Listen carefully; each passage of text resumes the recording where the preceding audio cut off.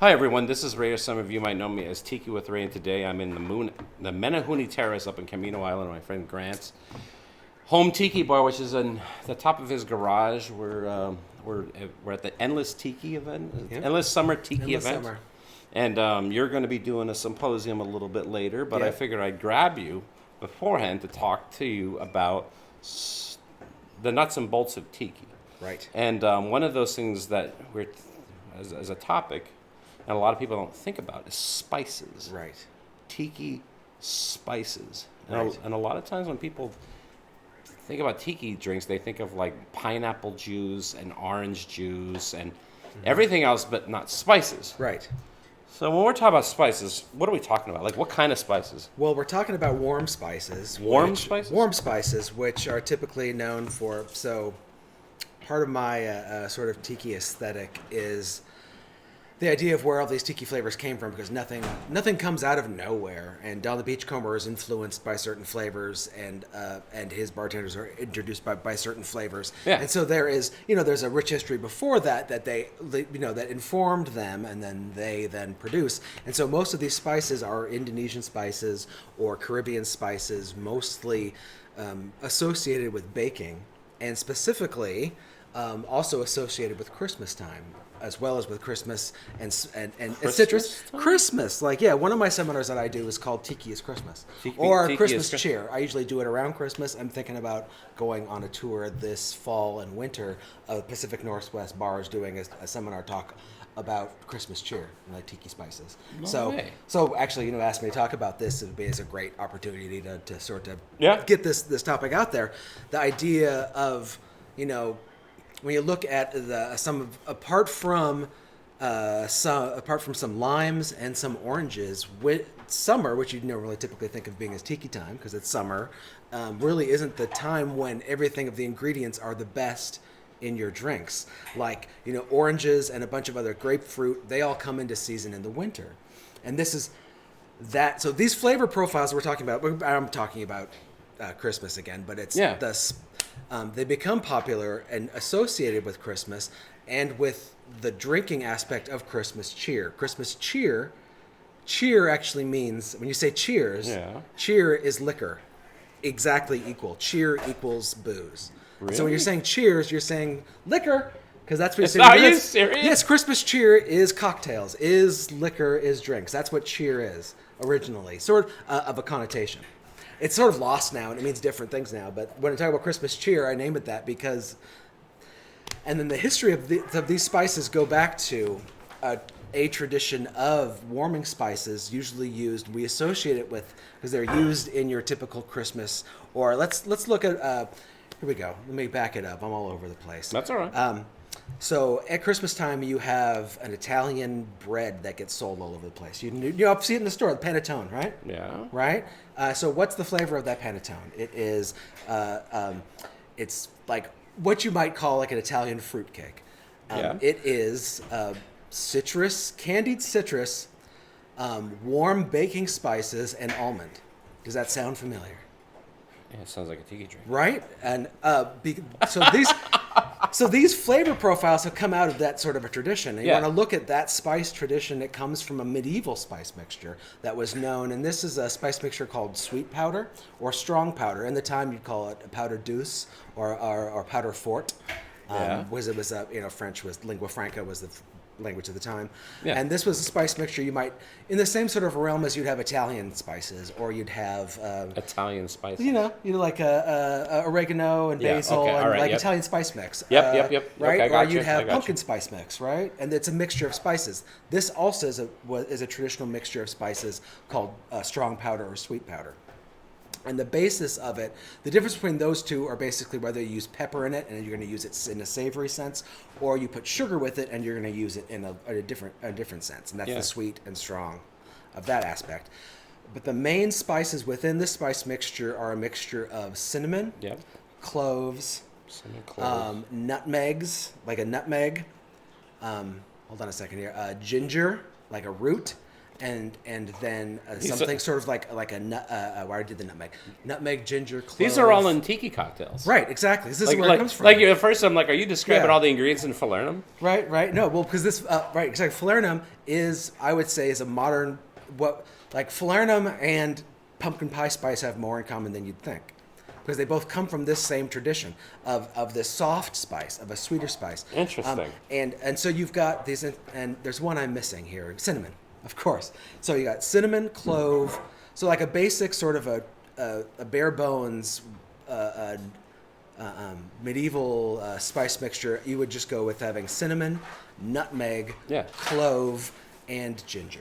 Okay. Which, if anyone knows, cinnamon, clove, nutmeg, and ginger is pumpkin pie spice. Everyone would have their own recipe, just like, now every other chef has their recipe for a certain thing. Different countries, different traditions would have their own powdered deuce. And so you've got other sorts of players running in there, and looking through these medieval spice mixtures and comparing them and seeing what replaces the other in the mixtures, you can start to get an idea of, in the time, of what this thing sort of was. Like what someone replaces it with, it tells you that's like a component in this larger spice mixture that is important.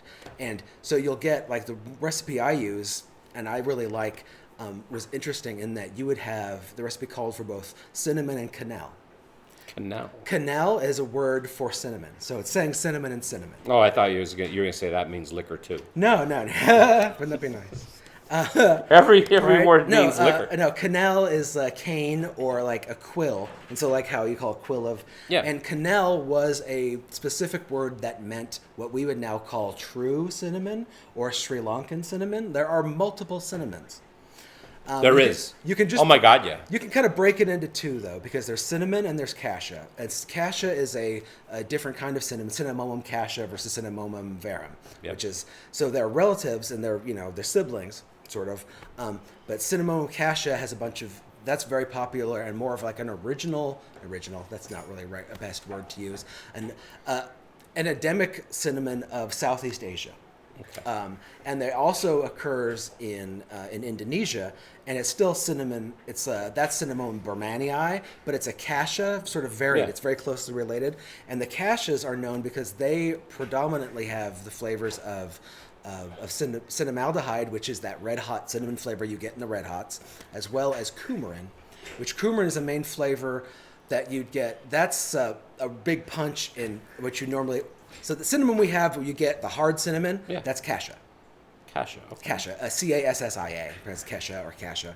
And it is mostly like a punch of two flavors, that cinnamon flavor and this thing called coumarin, which is also in grain, and that sort of like a vanilla-like scent that isn't vanilla that you smell in pipe tobacco, that's almost leathery. Okay. That's coumarin. And so that's the main punch in cassia, where in Cinnamomum verum, the cinnamon from Sri Lanka, it has a bunch of different flavors. It's a softer flavor. Yeah. And so this is why they're having two cinnamons, because it's like having two different, even within this one, this spice mixture, you've got a strong and a sweet version of these two spices of the same thing coming together.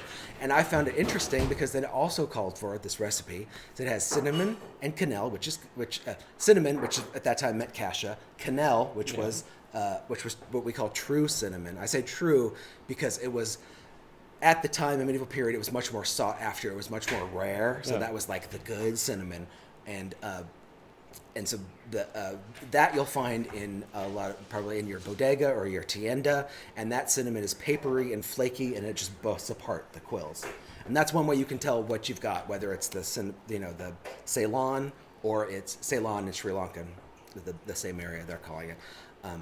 Or if it's your hard one, that's more like a cassia, just so you know the difference between the two. But they're both cinnamon, but they have different flavors. The recipe also calls for nutmeg and mace. And then if one knows, mace is the outer Mace? covering, mace, M-A-C-E. This is a spice. As in like mace? Not like we spray one. That's a different sort of a mace. Okay. But mace is, when the nutmeg grows, so here's the nutmeg, right? And over the nutmeg grows the seed coating that is like super bright and red. It's called an aril. Yeah. It's a special form that basically the plant evolved to tell the birds to, hey, grab this thing. It's gorgeous. You love it. And so that's how you get seed dispersal. And that's why it was successful. But it's just like a seed covering. And so when they then harvest the nutmeg, you take that seed covering off and dry it out. This is mace, and then this is nutmeg. And the mace flavor tastes almost exactly like nutmeg, but it's softer. Mace, you'll find, it is the predominant flavor you will notice in a typical donut. Like when you have a donut, if you tasted mace, yeah, it's almost it's like a soft nutmeg. It's like soft, but it's more citrusy. Yeah, it's more sort of lighter and sweet, and it has a different aspect to it. But I know what you're talking about. The overall flavor is that of nutmeg. I'm familiar with donuts. Right. So it's like kind of nutmeggy, but it's not. Nutmeg. Nutmeg is strong and piney. I never thought of that taste as a spice, but you're right. Yeah. And so it had that, and then it also called for ginger and galangal. And galangal is a root like ginger, like a rhizome, and it has a more earthy flavor than ginger, and ginger's a little bit more hot and spicy. And so they're already there are categories within the spice mixture, and then within that category they have of the same type of spice. There are like differences that then blend together. So you're already blending these spices. This is human knowledge of spices goes back millennia. And so this is a rich tradition of our humanity from the beginning of our humanity. And there's so much knowledge in the past, it's come down. Looking through the history of how these spices come to us, it really informs you on how to pull it. So the long story of that is realizing this about powder deuce and about powder fort, and how it's come into the future. It really informs you about how they're used in tiki drinks and how to use them and when to use them and why they're used. For instance, let's talk about, I don't know, I'm going off on a topic I was going to more about tiki spices. Let me reel it back it back into the question that I've been thinking about since you've been talking about this. Where did Don Beach come up with the idea to use these spices in syrups for his cocktails? As Filipino bartenders, obviously. Filipino bartenders. Yeah, because this is all Indonesian spices. Like, for instance, I talk about the cinnamon. Yeah. The cinnamon that we know within the trade that's sold are these kinds of cinnamon that are produced for sale. However, cinnamon comes from Southeast Asia and Indonesia, and the Philippines are right on the other end of it of this area. All throughout that region in Southeast Asia and those islands, each island has their own cinnamon that grows naturally. That maybe who knows which cinnamon it is, but it's like if you were it's your local cinnamon, and you use that, and who knows what the flavor is, because cinnamon itself is such a species that has such a high amount of flavors within it that it can express depending on whatever pressures it has or how it evolves. You can get tons of different flavors within cinnamon, like apples. You can apples that taste like grapes. Like there are certain grapes.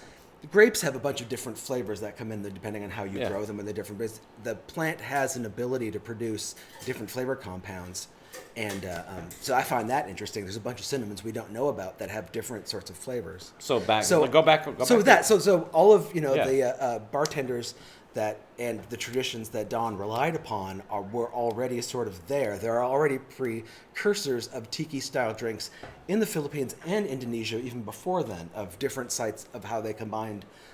So it's easy to see where that comes from. And where the crossover happens is during the age of exploration. Wait, which one is it?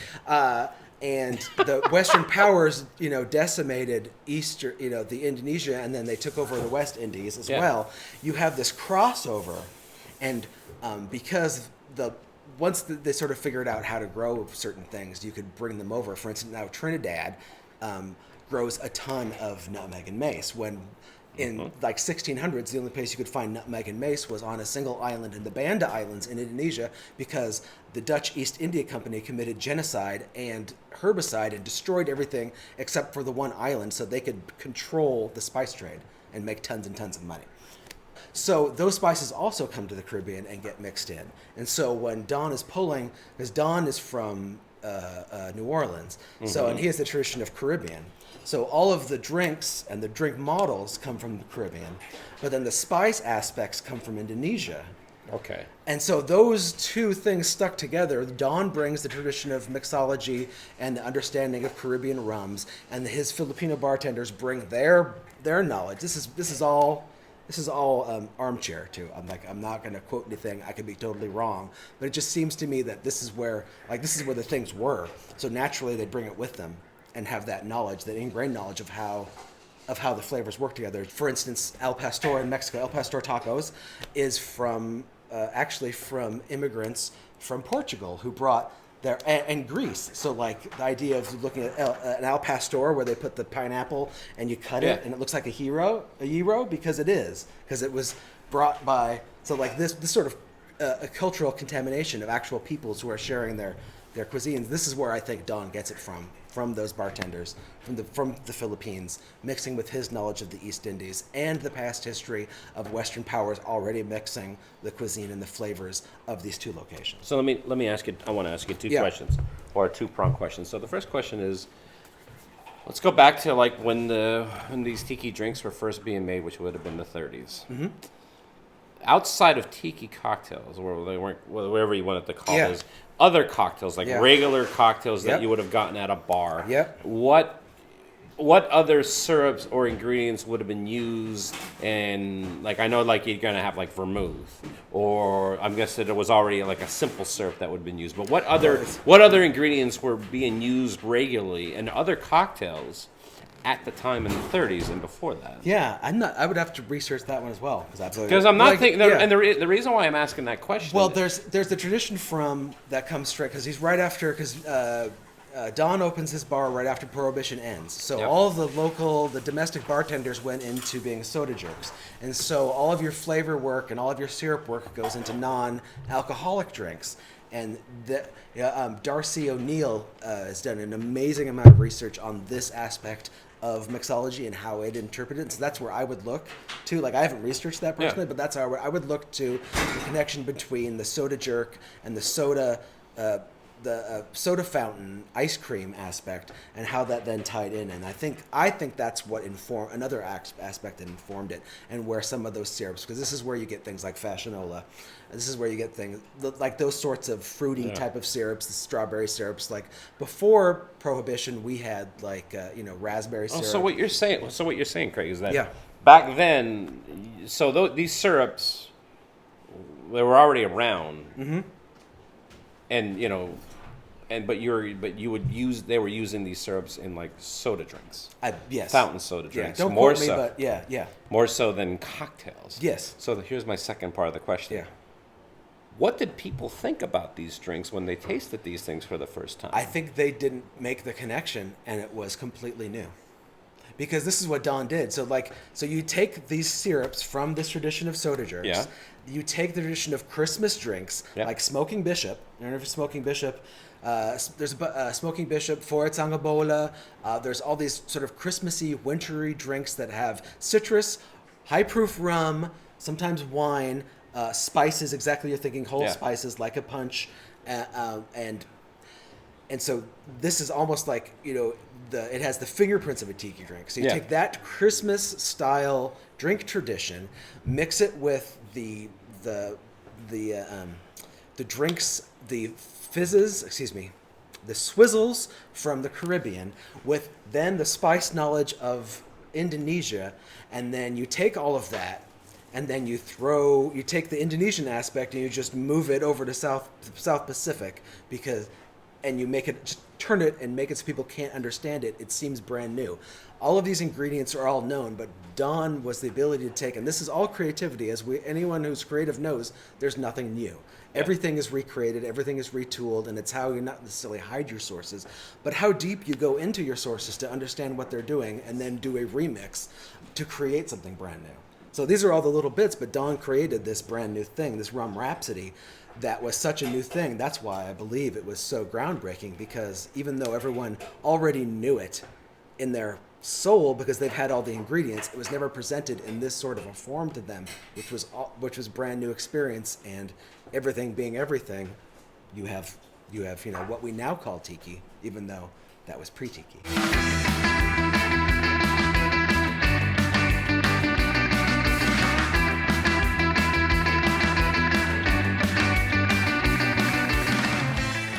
I actually did a blog post on this where I compare Don Beach to Iggy Pop. from the Stooges, because a lot of people consider Iggy Pop to be the godfather of punk rock. Yeah. And the whole thing about that is there's a certain truth to that, because it's like you have the Stooges. Yeah. Essentially, they were doing punk rock before Yes. there was a name for it. There's proto-punk. This is, you're talking about something that this is the time of magic, this twilight time, when you aren't the thing, but you create the thing that then goes on to become the thing. Just like Susie and the Banshees is not punk. Yeah.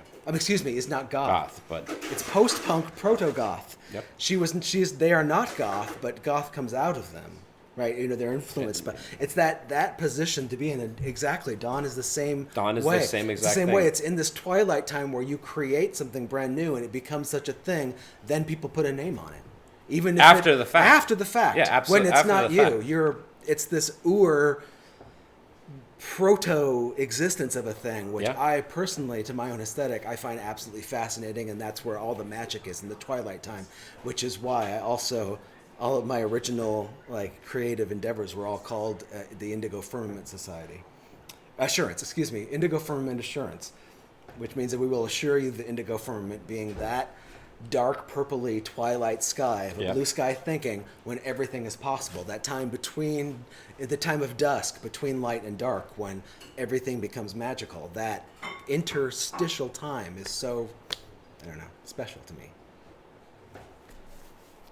But I'm glad you've mentioned that, because it's all, that is it too, is it's that, you can really be creative when you're not trying to match a certain style. You're just finding something and making it, and then other people see that and call it a word and then try to copy it, or at least copy is a loaded term. No, but the word makes sense. Try to emulate. Let's put it that way. But That's how a nicer way. I'm going to end the video is that's where I'm going to cut it right Okay. there. So Yeah. it was like I'm listening to him like, this is great. This is Cool, great. cool. That's how I'm ending the video. Cool. So there you go. Rock and roll. There you go. I knew it. All I got to do is I just got to line them. I just got to set them up for you, Craig, and then you just go. I just need to ask. Just push me. So, Tiki spices, go. Right. Right. And me I'm just like, dump it out. and then I'll just go for a while. Let me just tell you how my brain works. Awesome.